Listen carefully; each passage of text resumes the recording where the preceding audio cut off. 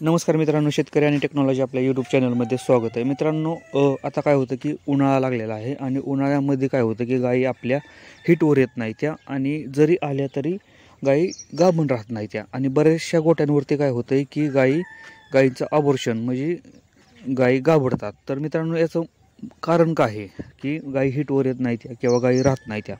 आणि यातच शेतकरी काय करतो की मेडिकलमधून गोळ्या आणणे, महाग गोळ्या आणायच्या हिटवर येण्यासाठी किंवा इंजेक्शन आणायचे.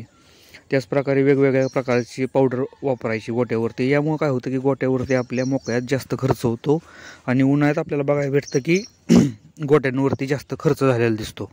ह्यात काय होतं की गाई हिटवर तर येतच नाही आणि गाई आली तरी राहत नाही. मित्रांनो, याचं महत्त्वाचं कारण काय आहे मित्रांनो, की उन्हाळ्यामध्ये गाई तणावात असतात मित्रांनो, जास्त ट्रेसमध्ये असतात. यामुळं काय होतं की ट्रेसमध्ये असल्यामुळं आपल्या गायी हिटवर येत नाही त्या, सगळ्यात महत्त्वाचं कारण आहे. आणि मित्रांनो, काय होतं की उन्हाचा त्रास जसा आपल्याला होतो ना, तसा त्यापेक्षा जास्त त्रास हा जनावरांना होत असतो.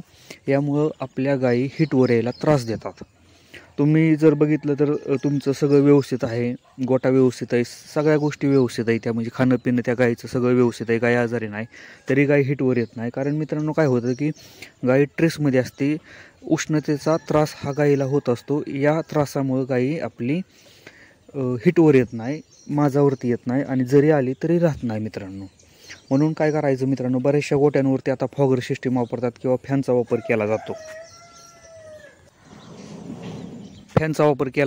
आणि आता बऱ्याचशा गोट्यांवरती साऊंड पण, म्हणजे गाण्यांचा वापरसुद्धा केला जातो. यामुळे काय होतं की ज्या शेतकऱ्यांना समजलं आहे की गायी ट्रेसमध्ये असतात, तणावात असतात, ती वेगवेगळ्या प्रकारचा वापर करतात उन्हाळ्यामध्ये फॉगरचा वापर करून. गायी थंड राहाव्यात, गायींना उष्णतेचा त्रास होऊ नये म्हणून अशा गोट्यांमध्ये बघायचं की गायी उन्हाळ्यातसुद्धा हिटवर येतात आणि राहतातसुद्धा मित्रांनो. म्हणून लक्षात ठेवायचं आहे की मोकळ्यात मेडिकलवरती खर्च करत बसण्यापेक्षा अशा गोष्टी करा की जेणेकरून आपल्या गायी तणावात येणार नाहीत किंवा ट्रेसमध्ये येणार नाहीत. याकडे जास्त लक्ष दिलं पाहिजे शेतकऱ्यांना. मित्रांनो, व्हिडिओ जर आवडला असेल तर व्हिडिओला लाईक करा, चॅनलला सबस्क्राईब करायला विसरू नका. धन्यवाद.